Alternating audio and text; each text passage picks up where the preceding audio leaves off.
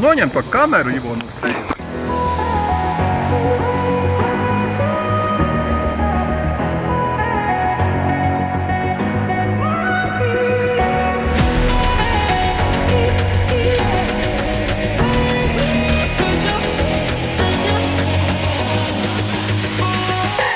Čau, mani sauc Ivo, šis ir mans pirmais video, kurā es kaut ko arī nedaudz pastāstīšu. Uzsākot montāžu, es sapratu, ka šoreiz mans ierastais formāts video ar mūziku neies cauri, tāpēc šajā video es padalīšos ar ceļojumu iespējām no Dolomītu kalniem Itālijā. Un iespējams, sniegšu kādu noderīgu informāciju visiem, kas arī plāno tos apmeklēt.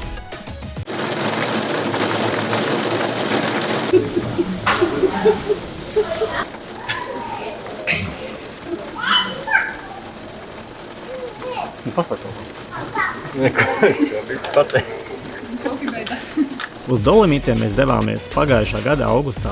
Avio biļetes pirkām aptuveni mēnesi pirms lidojuma un vienam cilvēkam tā izmaksāja 49 eiro abos virzienos. Cenā iekļaut katram sava rokas bagāža un viena papildu rokas bagāža uz 3.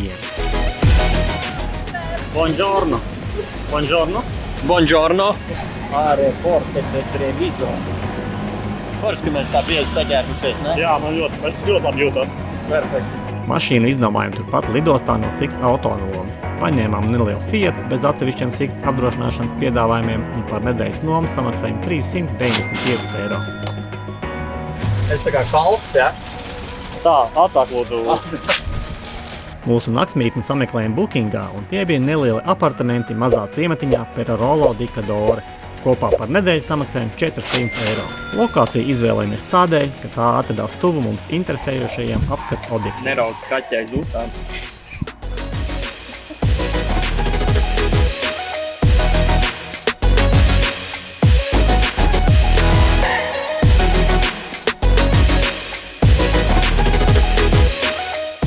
Pirmās dienas vakarā mēs aizbraucām uz 10 km attālumā esošo Cadoras ezeru. Šis mākslīgais ezers ir radies 1950. gados pēc Dambja būvniecības. Gar ezeru ir interesants takas, nelieli ūdenskritumi, piknika vietas un iespējams dažādas aktivitātes.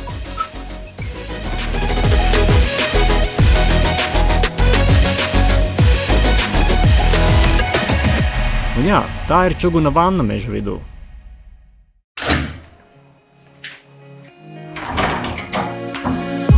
Aptuveni stundas braucienā no mūsu naktsmītnes atrodas pirmais ievērojamākais galamērķis – ezers Lago di Sorapis. Šeit nav ieejas maksas un arī autostāvvieta ir par brīvu, taču, lai sasniegtu šo ezeru, vienā virzienā ir jāveic 8 km pārgājiens augšup, jo ezers atrodas gandrīz 2 km virs jūras līmeņa. Sasniegt to var tikai ar kājām vai helikopteru. Šis noteikti ir viens no iemesliem, kāpēc šeit nav milzīgas turistu masas.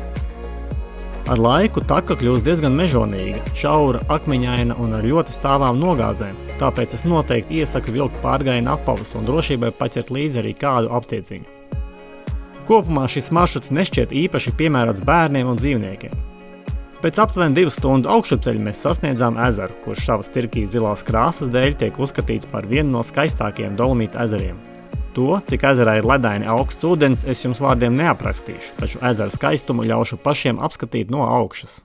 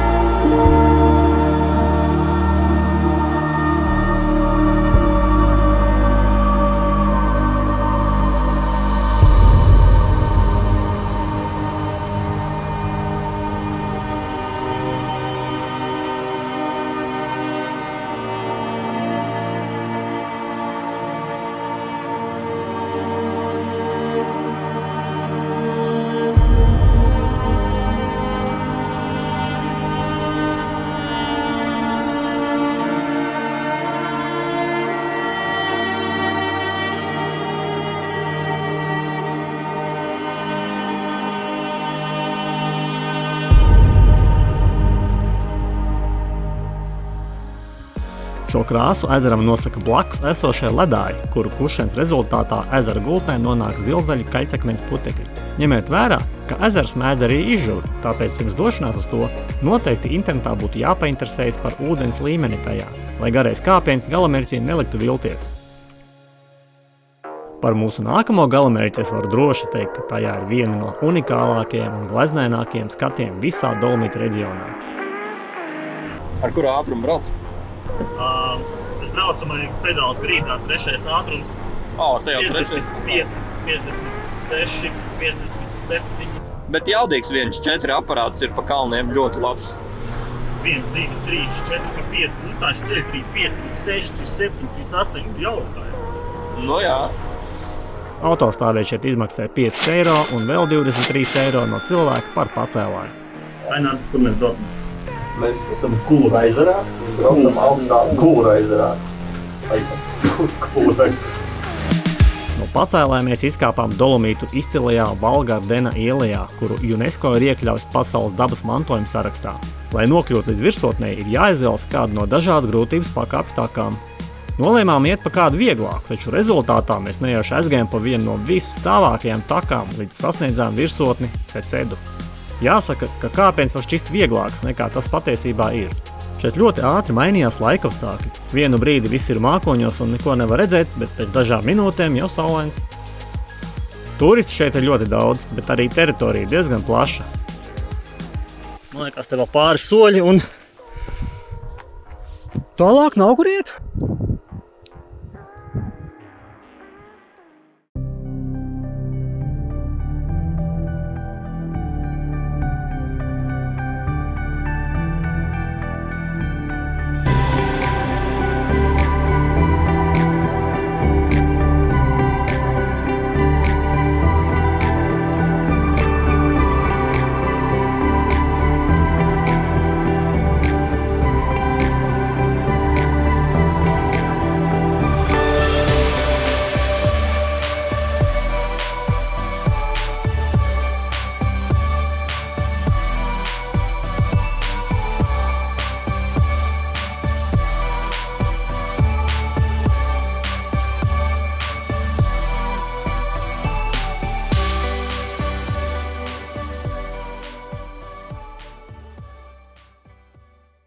Šis ir ļoti populārs galamērķis visos gadalaikos. Pārgājienu maršruti šeit ir piemēroti gan vienkāršiem turistiem kā mēs, gan arī pieredzējušiem klinšu kāpējiem ar nopietniem drošības aprīkojumiem.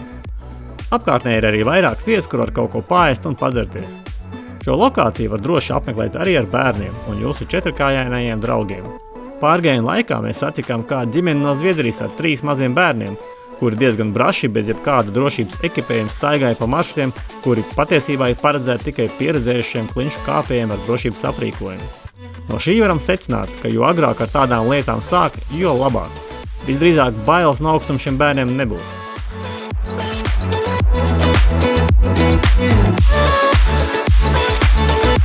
Pirms došanās lejā noteikti vajadzētu izmantot iespēju atpūsties vai uzrīkot kādu pikniku tuvējā pļavā, no kuras pavērs brīnišķīgs 360 grādu skats uz apkārtējo kalnu virsotnē.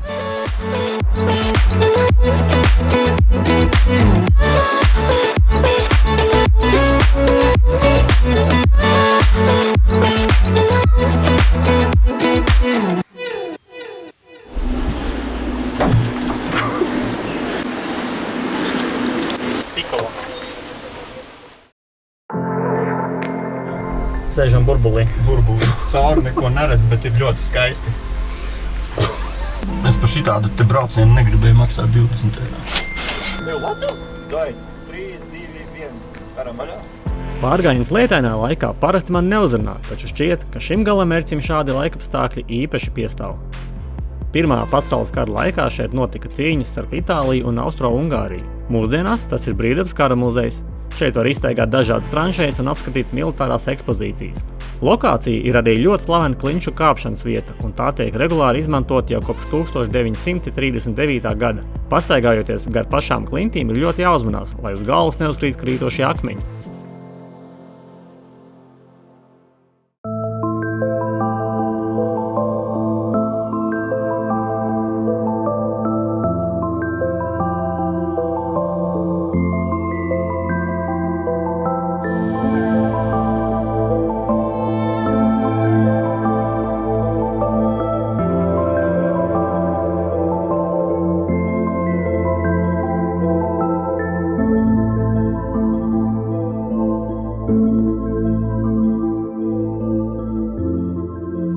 mēs turpinājām ceļu augšu, un starp citu, tā ēka virsotnē ir senākais patvērums Dolomītos.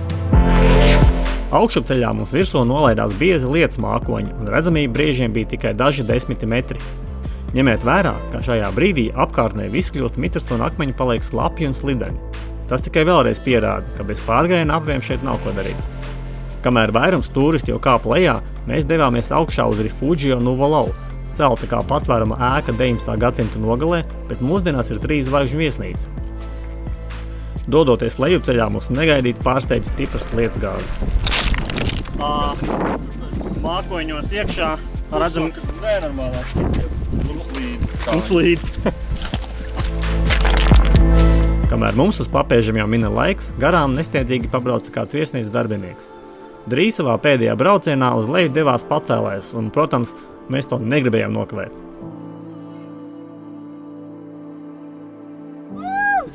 Yeah!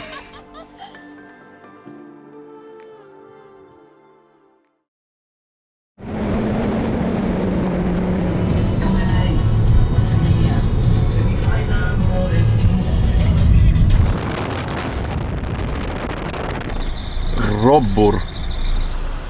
Hello, good morning. Good morning. Morning. What do we need to pay for? It's entrance or parking? Or Yeah. Parking. It's included. Oh. So go ahead and park. Okay, cool. 30. Yeah, sure. Šodien 5 pacēlājs. Augšā būs vai nu saulīt vai pārkarsts motors.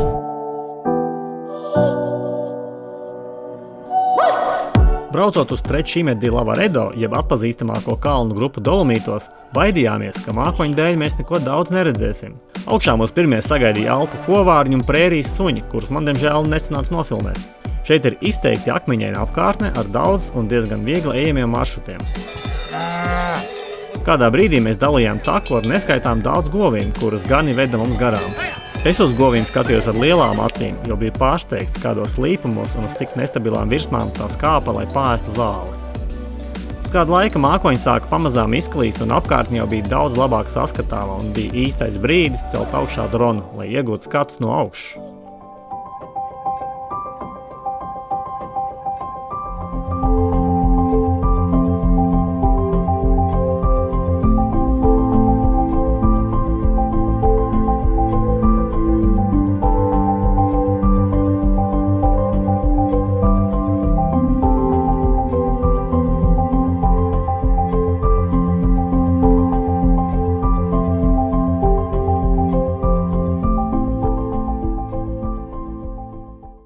Atpakaļ ceļā piestājām pie ezera, uz kura 1956. gadā risinājās pēdējās ziemas olimpiskās spēles, kurās ātras lidošana notika vēl uz dabīgā ledus, bet mūsdienās ezers ir populārs Instagram bildēm. Tāpat arī pa ceļam bija pagājušā gadsimta sākumā veidotais mākslīgais ezers, jeb dambis Lago di Auronzo. Izskatās, ka Itālijā šādi ir diezgan daudz. Apkārt tam ir pastaigu maršruts ar kārtējām skaistajām ainavām.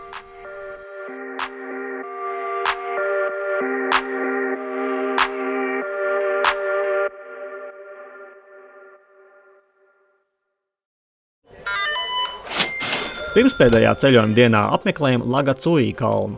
Arī šeit Pirmā pasaules kara laikā notika sīvas sadursmes starp Itālijas un Austro-Ungārijas karaspēku, par ko kalna virsotnē liecina liels krusts cīņās bojā gājušo piemiņai. Sasniegt virsotni var ejot pa tā laika Austrijas alpu karaspēka Kaiserjäger izbūvētu ceļu. No augšas bez šaubām skaists ainavs pavērs uz visām debespusēm.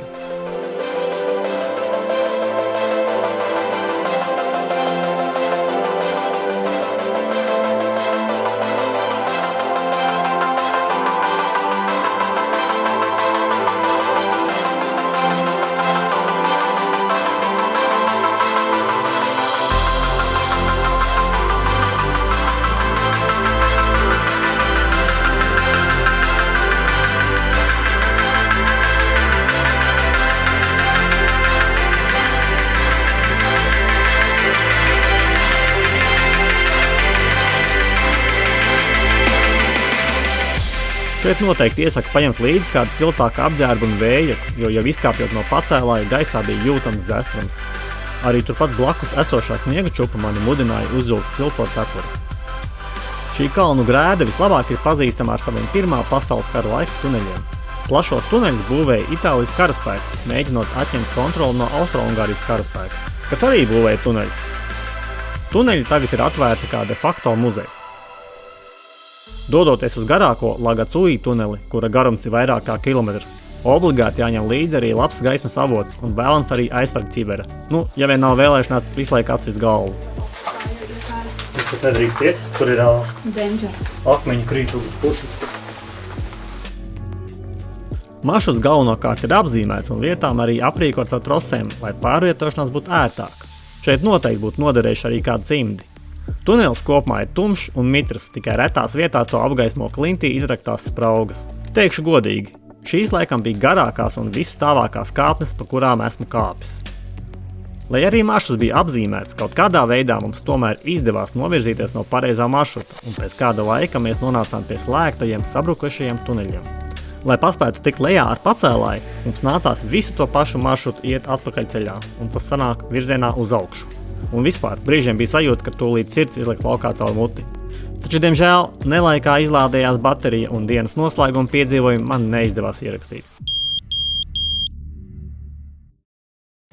Pēdējā mūsu ceļojuma dienā visi bijām jau diezgan pārguruši no staigāšanas pa kalniem, tāpēc nolēmām to pavadīt mierīgā noskaņā nelielā pilsētā Cortina d'Ampezzo, kurai gandrīz vai katru dienu mēs braucām cauri. Diezgan ātri pieņemām itāļu modes tendences un sejas masku nesājām uz elkoņa. Nav brīnums, ka pasaulē modi nosaka tieši itāļi.